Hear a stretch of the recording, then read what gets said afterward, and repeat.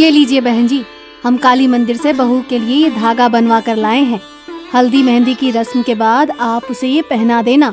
हमारे राजस्थान में ये मान्यता है कि कच्ची हल्दी की महक दुल्हन को कमजोर करती है। आप इस बात का ख्याल रखना। हल्दी की रस्म के बाद घर से बाहर न जाने देना बहू रानी को। आप चिंता मत कीजिए बहन जी, हम आज ही मेघा को ये धागा बांध देंगे। किसी की बुरी नजर नहीं पड़ेगी उस पर। आपकी अमानत बनकर रहेगी अब वो 5 दिन के लिए। सगाई के बाद मेघा की हल्दी और मेहंदी की रस्म हुई और फिर साहिल बारात लेकर उनके दरवाजे पर पहुंच गया। विदाई के बाद 8 घंटों का सफर है। अपने साथ सभी जरूरी चीजें रख ली थी ना तुमने? सबसे पहले हमारी पुश्तैनी हवेली में तुम्हारा गृह प्रवेश होगा। वहाँ पर कुछ दिन रहकर रस्में पूरी करनी है। उसके बाद अपने जयपुर वाले घर लौट आएंगे हम सब। हाँ बाबा, सब रख लिया है मैंने, तुम बिल्कुल भी टेंशन मत लो। मेघा अपने ससुराल जाने के लिए बहुत एक्साइटेड थी। साहिल की पुश्तैनी हवेली, शाही रस्में, गृह प्रवेश, सब एक सपने की तरह लग रहा था उसे। लंबा सफर करके वो अपने गांव पहुंच चुके थे। वाओ, कितना सुंदर है ये सब। यहाँ तो सब हवेलियाँ ही नजर आ रही हैं। रुको रुको प्लीज, मेरी पिक्चर्स लो ना उसके साथ। मेघा ने गाड़ी रुकवाई और दौड़ते हुए एक सुनसान सी हवेली का दरवाजा खोलकर उसके अंदर दाखिल हो गई। मेघा के उस सुनसान हवेली के आंगन में पैर रखते ही पीपल के पेड़ पर बैठे सैकड़ों चमगादड़ एक साथ आसमान की ओर उड़ गए और बाहर आंगन में लगा झूला एकाएक खुद से ही हिलना शुरू हो गया। क्या करती हो तुम? ऐसे कहीं भी नहीं चले जाते हैं। भूलो मत, तुम नई दुल्हन हो और ये हवेली नहीं खंडहर है। कोई नहीं रहता यहाँ। आगे से यहाँ आना नहीं इधर। अभी चलो। क्या हुआ? भूत देख लिया क्या तुमने? ऐसे क्यों रिएक्ट कर रहे हो? अरे बाबा, बस एक फोटो ही तो क्लिक करवाना चाह रही थी मैं। प्लीज लो ना। मेघा को जिद पर अड़ा देखकर साहिल कैमरे से उसकी एक फोटो क्लिक कर देता है और उसे लेकर गाड़ी में बैठ जाता है और गाड़ी उसकी हवेली की ओर चल पड़ती है। राशि, जल्दी से फूलों के थाल, आरती और कलश लेकर आओ, बहू रानी आ गई हैं। साहिल की माँ मालिनी बहू मेघा का जोरदार स्वागत करती है और उसे कलश पैरों से नीचे गिराकर घर में प्रवेश करने को कहती है। मासा की बात सुनकर मेघा कलश को एक टक घोरने लगती है और फिर अपने बाएं पैर से कलश को उल्टी दिशा में गिराती है, जिससे चावल घर से बाहर की ओर बिखर जाते हैं। ये क्या मूर्खता है बहू, अपशगुन कर दिया तुमने। बहू लक्ष्मी होती है और चावल सौभाग्य का प्रतीक माना जाता है। इसीलिए कलश को दाएं पैर से अंदर की ओर गिराते हैं ताकि लक्ष्मी घर में सौभाग्य लेकर प्रवेश करे। और तुमने घर की सुख समृद्धि को बाहर का रास्ता दिखा दिया। ऐसे उल्टी दिशा में कलश कौन गिराता है? अब मासा, जाने दो ना, गलती से हो गया इससे। ऐसी गलती कोई जानबूझकर थोड़ी करेगी। ये लंबा सफर करके थक गई है, इसे आदत नहीं है ना लंबे सफर की। साहिल के बचाव करने पर मासा चुप हो गई थी, लेकिन साहिल के साथ कमरे में अंदर जाते समय मेघा का मालिनी को देखकर मुस्कुराना उसे बहुत अखर गया था। जिस तरह से मुझे टेढ़ी नजरों से देखते हुए ये लड़की मुस्कुराते हुए अपने कमरे में गई है, इसे देखकर साफ पता चलता है इसने वो कलश गलती से नहीं बल्कि जानबूझकर ऐसे गिराया है। लेकिन बहू ऐसा क्यों करेगी?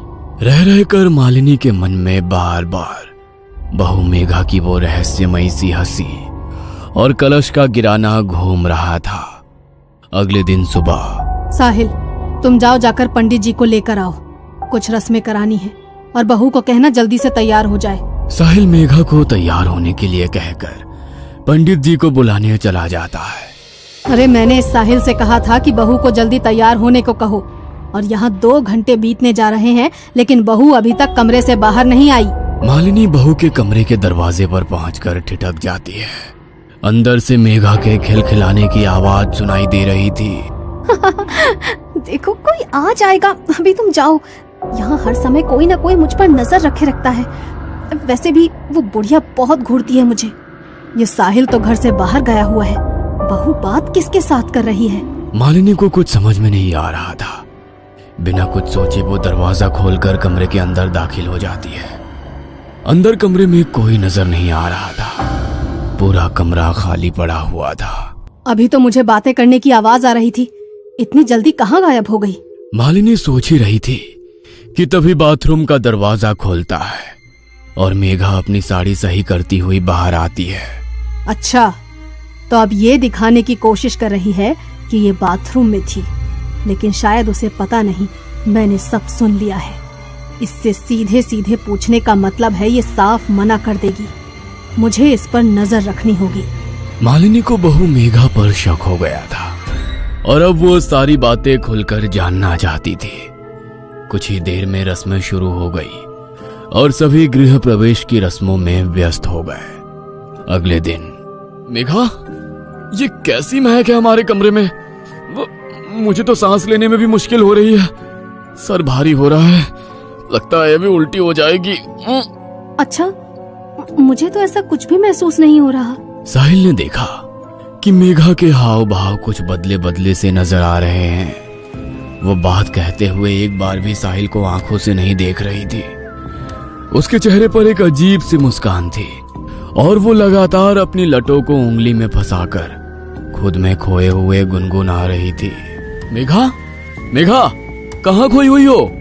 साहिल के जोर से पुकारने पर मानो मेघा होश में आ गई थी। अब कुछ हुआ क्या अभी? साहिल को मेघा कुछ असामान्य लग रही थी, लेकिन अभी उसने उससे कुछ नहीं कहा। कुछ नहीं, एक कप चाय बना दोगी प्लीज? सर दुख रहा है। मेघा रसोई में जाती है और रसोई में खड़े साहिल के बड़े भाई को अपनी लाल लाल आंखों से अजीब तरह से देखने लगती है। क्या बात है मेघा, तुम ठीक हो? मेघा धीमे कदम बढ़ाते हुए विनय के नजदीक पहुंच जाती है, जिससे विनय बहुत अनकंफर्टेबल फील कर रहा था। ये लो, कुलदेवी का प्रसाद है, मैं वही देने के लिए यहाँ आया था। विनय प्रसाद जैसे ही मेघा के हाथ से छुआता है, वह एक दोहरी सी आवाज में चीखकर वहां से भाग जाती है। इससे पहले कि विनय कुछ समझ पाता, उसने देखा सामने से मेघा रसोई में आ रही है, लेकिन इस बार जेठ को रसोई में देख उसने पल्लू से सर ढक लिया था। माँ, आपको ये लड़की कुछ अजीब नहीं लगती? कभी पल्लू ठीक करती है, कभी आकर चिपकने लगती है, पता नहीं कैसे संस्कार है इसके। विनय अपनी माँ को रसोई में हुई घटना बताने लगता है। अरे एक नंबर की चरित्रहीन लड़की पल्ले पड़ गई हमारे। छी, तुझे आकर छूने की कोशिश कर रही थी। नई बहू की इस हरकत को जानकर मालिनी के पैरों तले जमीन सरक गई थी।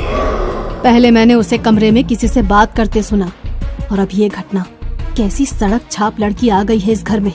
मुझे नजर रखनी होगी इस पर, वरना खानदान की नाक कटवा देगी ये लड़की। आधी रात का समय था। मालिनी को अपने कमरे में ठंडक का एहसास होने लगता है, जिससे उसकी नींद टूट जाती है। खिड़की की ओर नजर डालने पर उसे एक साया कांच के उस ओर से गुजरता हुआ नजर आता है। इतनी रात को कौन टहल रहा है हवेली में? मालिनी बिस्तर से उतरकर धीरे से कमरे का दरवाजा खोलती है तो देखती है मेघा तेज कदमों से अपने कमरे की तरफ जा रही है। कहाँ से आ रही है ये इतनी रात को? आखिर चल क्या रहा है इसके मन में? मालिनी अब हर समय बहू मेघा पर नजर रखने लगी थी। मैम साहब, चूड़ी वाला आया है। आपने नई दुल्हन के लिए राजस्थानी चूड़ा मंगवाया था क्या? मेघा, जाओ पसंद कर लो चूड़ा, मैं आती हूँ 2 मिनट में। 2 मिनट भी नहीं बीते थे कि मेघा सीढ़ियां उतरती हुई मालिनी के पास आती है। मासा, आपने बुलाया? मैं जरा बाथरूम में थी। अभी तो तुम बाहर चूड़ा लेने गई थी ना? तुम्हारा दिमाग ठीक है? इतनी जल्दी तुम सीढ़ियों से ऊपर जाकर वापस नीचे कैसे आ गई? मैं तो अभी आ ही रही हूँ ऊपर से। कौन सा चूड़ा? मालिनी दौड़ते हुए बाहर आंगन की ओर जाती है, लेकिन वहाँ उसे कोई नजर नहीं आता। ये कैसे हो सकता है? अभी तो तुम बाहर निकली थी, फिर छत से कैसे आई?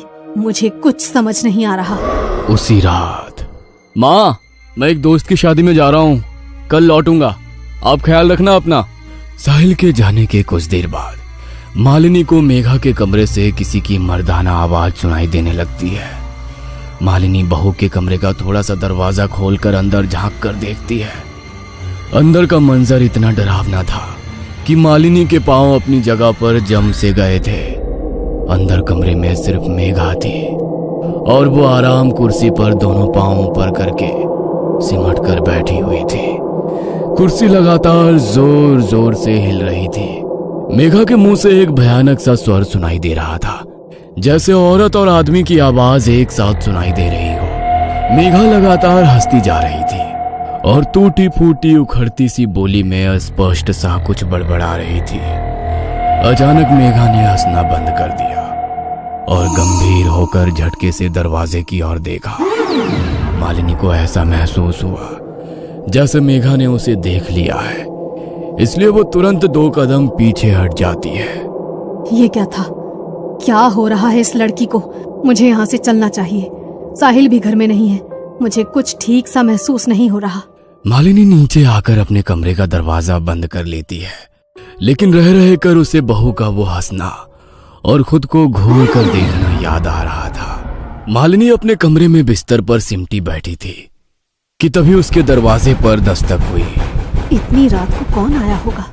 घर में तो बस मेघा और मैं ही हैं। दरवाजे पर होती दस्तक लगातार बढ़ती जा रही थी, जिसके कारण मालिनी पसीने पसीने हो रही थी। कुछ देर बाद दरवाजा पीटने की आवाज अपने आप बंद हो जाती है। लगता है मेघा अपने कमरे में चली गई है, एक बार जाकर देखती हूँ।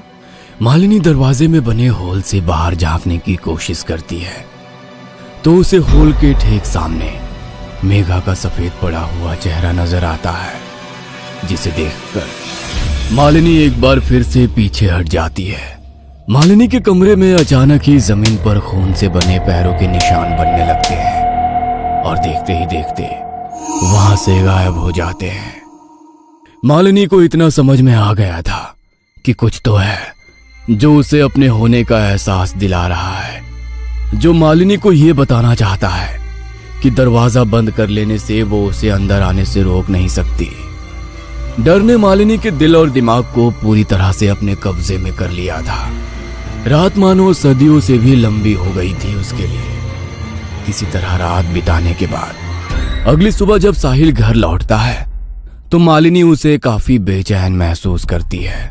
क्या बात है बेटा, इतने परेशान क्यों नजर आ रहे हो? माँ, मेघा घर पर आ गई है क्या? अरे वो गई ही कहाँ थी जो लौट कर आएगी। मेघा के बारे में तो तू बात ही मत कर। जो मैंने कल रात देखा ना, अगर तुझे पता चला तो तेरे पैरों के नीचे से जमीन खिसक जाएगी। क्या बात कर रही हो? क्या देख लिया आपने कल रात ऐसा? मेघा कल रात घर में तो थी नहीं, फिर आपने देख क्या लिया? तेरा दिमाग तो खराब नहीं है? घर में नहीं थी तो कहाँ थी पूरी रात? घर में ही थी और क्या क्या किया है ना उसने कल रात में, वो सिर्फ मैं ही जानती हूँ। किसी तरह भगवान का नाम लेकर रात बिताई है मैंने। अरे माँ, आपके सामने ही ना कल मैं मेघा को अपने साथ शादी में लेकर गया था। पूरी रात वो मेरे साथ ही थी, फिर पता नहीं अचानक सुबह 4 बजे कहाँ गायब हो गई।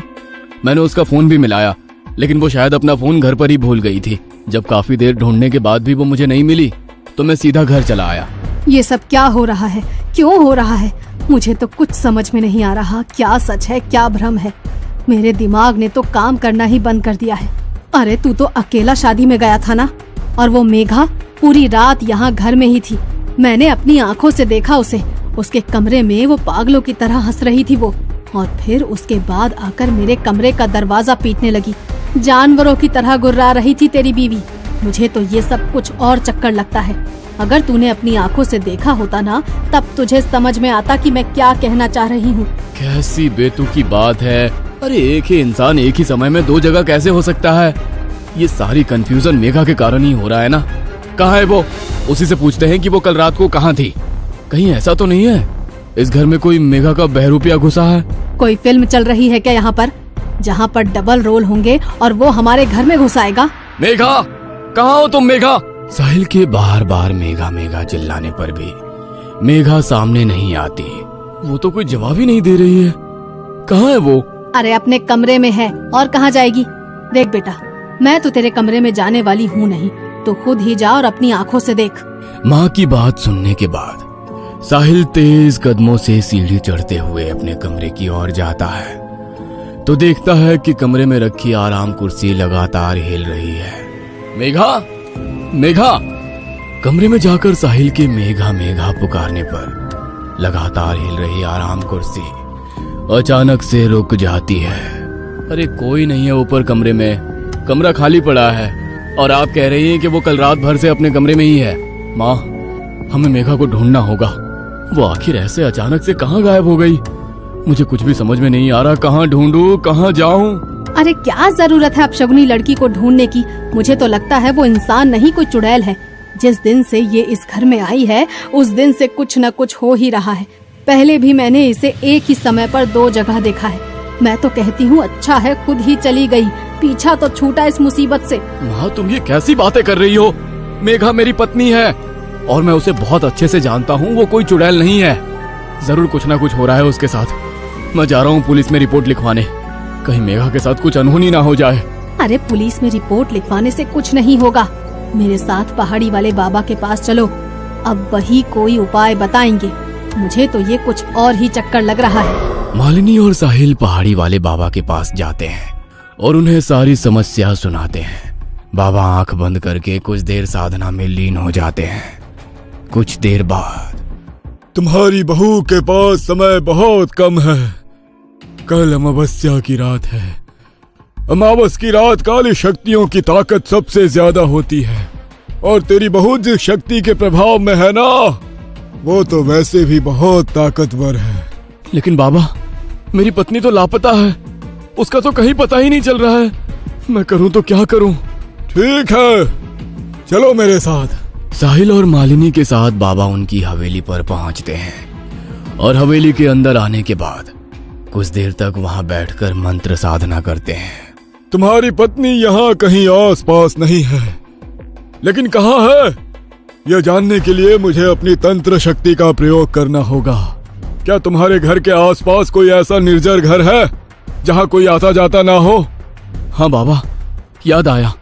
शादी के बाद जब मैं पहली बार मेघा को लेकर हवेली आ रहा था तो रास्ते में चौसर वाली हवेली पड़ी थी। मेरे मना करने के बाद भी मेघा ने हवेली के अंदर कदम रखा और एक फोटो खिंचवाई थी। मैं अभी आपको वो फोटो दिखाता हूँ। हड़बड़ी में साहिल अपना मोबाइल निकालता है और बाबा को वो फोटो दिखाने लगता है। फोटो में बाबा को मेघा के पीछे एक काली परछाई नजर आती है, जिसे देखकर साहिल, मालिनी और बाबा चौंक जाते हैं। अब तो आप लोग समझ ही गए होंगे ना कि पिछले कुछ दिनों से जो आपके घर में चल रहा था उसका कारण क्या था। कहाँ है वो हवेली? मुझे वहां लेकर चलिए, शायद आपके सारे प्रश्नों के उत्तर वहीं मिलेंगे। साहिल और मालिनी बाबा को उनके घर से कुछ कदमों की दूरी पर बने चौसर वाली हवेली में ले जाते हैं। पूरे गांव में ऐसी अफवाह थी कि हवेली में कुछ तो ऐसा है जिसके कारण वहां हर समय मनहूसियत पसरी रहती है। हवेली में रहने वाला परिवार बरसों पहले हवेली को वीरान छोड़कर यहां से पलायन कर गया था। बाबा, साहिल और मालिनी हवेली में पहुंचते हैं तो देखते हैं कि मेघा चौसर वाली हवेली में लगे झूले पर झूल रही है और लगातार हंसती ही जा रही है। जैसा मैंने सोचा था, इसका मतलब मेरा अंदाजा बिल्कुल सही था। आप लोग पीछे हट जाइए, मुझे पता है कि मुझे क्या करना है। बाबा नमो नारायण भगवते वासुदेवाय कहते हुए हवेली का दरवाजा खोलकर धीरे धीरे मेघा की ओर बढ़ने लगते हैं। साथ में लाए हुए सिंदूर से वो झूला झूल रही मेघा के चारों ओर एक घेरा बनाते हैं और फिर मंत्र पढ़ते हुए लगातार पानी की छींटें उसकी ओर मारने लगते हैं। बाबा के लगातार मंत्र पढ़ते जाने के कारण मेघा जमीन में बैठकर जोर जोर से चिल्ला रही थी। ये क्या हो रहा है मेरी मेघा को? बाबा, वो ठीक तो हो जाएगी ना? मुझे लग रहा है उसे बहुत तकलीफ हो रही है। बाबा इशारे से साहिल को पीछे रहने के लिए कहते हैं और लगातार मंत्रों का जाप करते रहते हैं। कुछ देर के बाद मेघा निहाल होकर जमीन में गिर गई थी। बाबा इशारे से साहिल को मेघा को उठाने के लिए कहते हैं। साहिल गोद में उठाकर मेघा को हवेली से बाहर निकल आता है। मेघा के हवेली से बाहर आते ही बाबा हवेली के दरवाजे पर मंत्र पढ़ते हुए एक नक्शा सूत्र बांध देते हैं और एक धागा मेघा के गले में भी पहना देते हैं। आपकी पत्नी अब खतरे से बाहर है, लेकिन ध्यान रहे, मेघा तो क्या, गांव की कोई भी महिला इस हवेली के आसपास ना आने पाए। जानना नहीं चाहोगे कि आखिर तुम्हारी पत्नी के साथ क्या हुआ था? इस हवेली में एक शक्तिशाली जिन्न का साया है। आपका समय अच्छा था जो सही समय पर मैं आपको मिल गया, वरना बहुत बड़ा अनर्थ हो जाता। इतने दिनों से जो आप लोगों को भ्रमित करके भटक रहा था वो एक जिन्न था। जो आपकी बहू को अपने साथ ले जाना चाहता था। आप शायद जानते नहीं, जिन्न बहुत शक्तिशाली होते हैं। एक बार किसी के पीछे पड़ जाए तो फिर आसानी से उसका पीछा नहीं छोड़ते। साहिल मेघा को लेकर अपने घर लौट आया था और इधर चौसर वाली हवेली में लगा झूला एक बार फिर से हिलने लगा था। ये कहानी आपको अच्छी लगी हो तो हमें सब्सक्राइब करें, हमारा इंस्टाग्राम और फेसबुक पेज जरूर फॉलो करें। और हाँ दोस्तों, सब्सक्राइब करना भूलना मत।